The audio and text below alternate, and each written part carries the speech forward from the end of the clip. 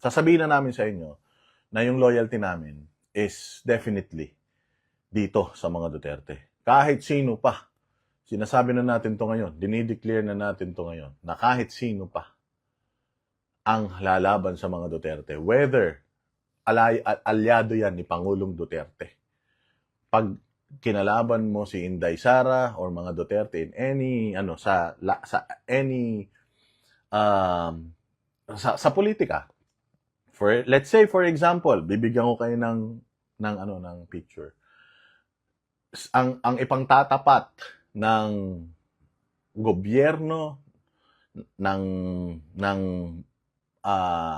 oposisyon ng mga Duterte alyado ng mga Duterte. O sabihin na natin, merong isang Duterte-aligned na politiko na malapit sa mga Duterte ang ikakampanya ng kalaban.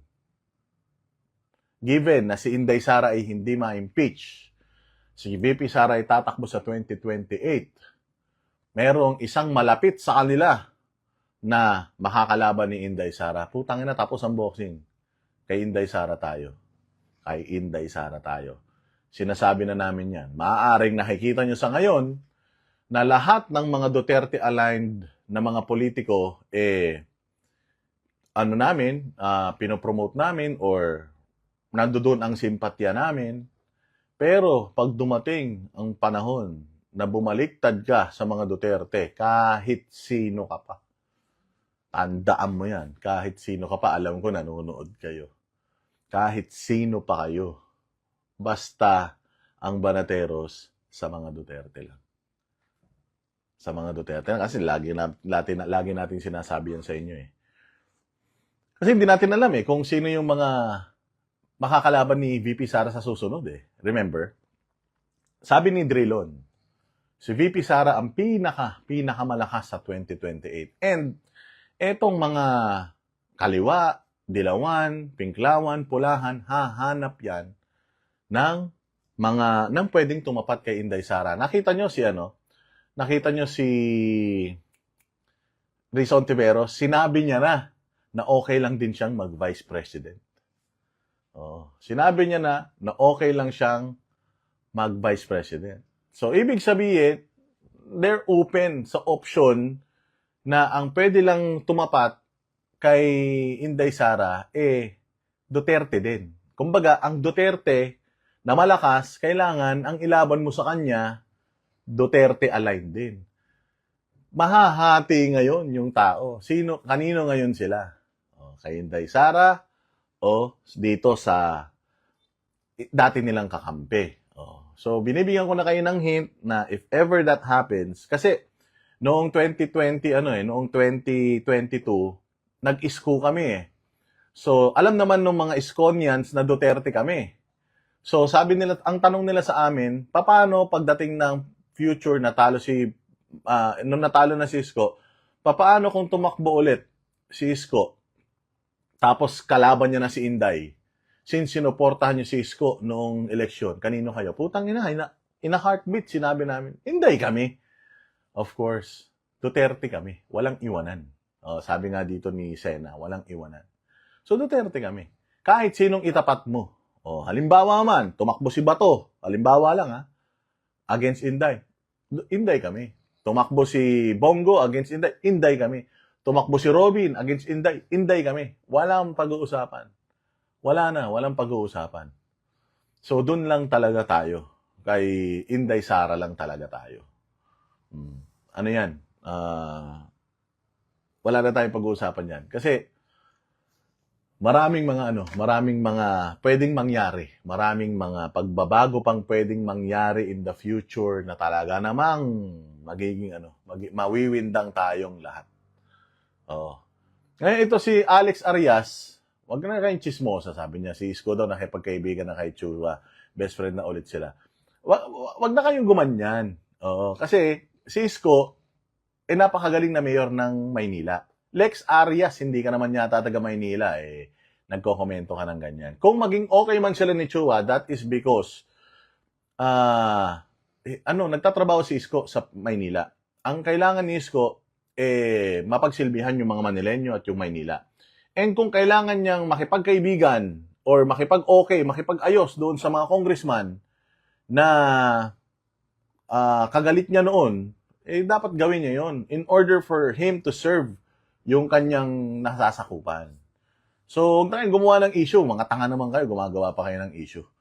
Si Pangulong Duterte, kung matatandaan ninyo, dahil gusto ni Pangulong Duterte na pag-isahin ang Pilipinas, na yung mga komunista tumigil na sa kanilang paglaban sa gobyerno, tinry ni Pangulong Duterte ilagay ang mga komunista na yan sa ahensya ng gobyerno. Kasi gusto niya maging okay. Ganun din kay Isko, na in order for him to serve, mas maganda na kaibigan mo lahat para mapagsilbihan mo yung buong Maynila. Ganyan lang yan. Wag na kayong gumagawa ng mga ganyang chismis, pang tanga yan, pang bobo yan, pang chismoso yung mga ganyan. Putang inan yan. Walang yan.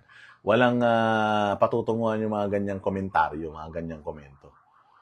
Di ba? So, yun yung natin. So, kahit sino pa yan, basta Duterte tayo. Kasi alam natin yun meron tayong resibo may resibo tayo na itong Duterte, matutulungan tayo nito at itong mga Duterte magsisilbi ng tapat sa bayan natin. So, Duterte lang tayo. Now, itong mga bilyar, tinan mo, yung mga putang ina mga bilyar na yan. Dating mga kakampi ng mga Duterte yan, pero ngayon, putang ina yan. Yung mga bilyar na mga hayop na yan, kita mo. Wala na. Kinampan niya pa yung Camille Villar ni Inday Sara. Inis na inis pa nga tayo di ba? Pero, kita mo, tinutulungan ba tayo? Tinutulungan ba si Inday Sara? Hindi naman. Yung putang ina Mark Villar na yan, hindi naman mananalo yung Judas na yan Kung hindi dahil kay Pangulong Duterte At hindi rin naman magsisilbi yung Mark Villar na yan kung hindi naman minentor ni Pangulong Duterte, hindi magsisilbi ng maayos na sa DPWH naging senador siya dahil doon sa status na naibigay sa kanya. Kumbaga nadamay siya sa magandang, dahil parte siya nung gabinete ni Pangulong Duterte na napakagandang ginawa sa Pilipinas, nanalo siya. Ngayon, nananalo yung Villar, nanalo ng mga senador. Putang ina, hindi mo na sila mahagilap. Hindi mo na sila mahanap, hindi mo na sila makita. Dahil ang pinoproteksyonan na lang nila yung kanilang negosyo. 'Di ba? So, yung mga walang bayag yung mga yan, mahilig kasi tayo doon sa, ewan ko, yun ang mali talaga din natin. Tayo rin ang naglagay riyan. Ako, hindi ko binoto yan, yung Camille Villar, hindi ko talaga binoto yan. Kasi putang ina, alam ko ako kasi hindi naman porket in-endorso ni Inday Sara, susundin ko na, hindi Ako talaga, pagka tinignan ko yung mga politiko, tinitingnan ko talaga yung kung ano yung kakayanan nila Tsaka, syempre, isa na rin yun. Isa na rin yung pagiging loyal sa mga Duterte. Isa yun sa pamantayan ko ng pagpili sa isang kandidato. At tsaka yung Duterte-like. Yung Duterte, yung kanyang type ng leadership, mala Duterte. Yun yung natin, sinusuportahan natin. So, yung mga bilyar na yan, mga hayop yan. Mga kupal yan. At ito naman, mga bossing,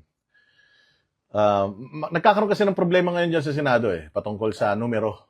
At talagang magkakaroon ng gapangan. Magkakaroon ng matinding bayaran. At ang ipambabayad nila dyan sa mga babaliktad na mga senador, sa mga lalaban ng mga senador, kakalaban sa mga Duterte, ang kapalit niyan, insertions, allocations, pera pa din ng gobyerno yung ipangbabayad nila sa mga hayop na yan. Kaya mag-ingat tayo sa pagpili. Mag-ingat din tayo doon sa mga sinusuportahan natin. Huwag tayong sumuporta doon sa tao, sumuporta tayo doon sa ginagawa ng tao. Kasi doon mo makikita kung itong tao na to malinis yung kanyang hangarin sa Pilipinas. Kasi itong tao na to kahit na Duterte aligned yan, kung panggap lang siya, may sarili pala siyang agenda, na ang agenda niya mataas. Minsan kasi ang taong mataas ang pangarap talagang at all cost gagawin niya yung mga bagay kahit na bumaliktad yan para lang sa personal na interest. Kaya nga yung mga bilyar, walang mga prinsipyo yan. Ang prinsipyo niyan naka-focus lang sa negosyo nila at sa pera. Sa status nila na kailangan hindi sila bumaba doon sa ranking ng pinakamayaman ng mga pamilya dito sa Pilipinas. So, yan lang, natin yan. Kinaklaro na natin yan as early as now na kahit sino pa maging katapat ng mga Duterte pagdating ng panahon, babanggayin natin yan.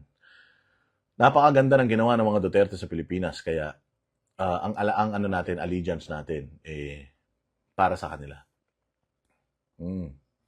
So, klaro tayo dyan. At yun nga mga kababayan, anong masasabi niyo sa balitang ito? Maaring ihayag ang inyong opinyon at kuro-kuro sa comment section sa ibaba. Huwag din kalimutang mag-like, mag-subscribe at mag-share sa bidyong ito. Maraming salamat sa panonood.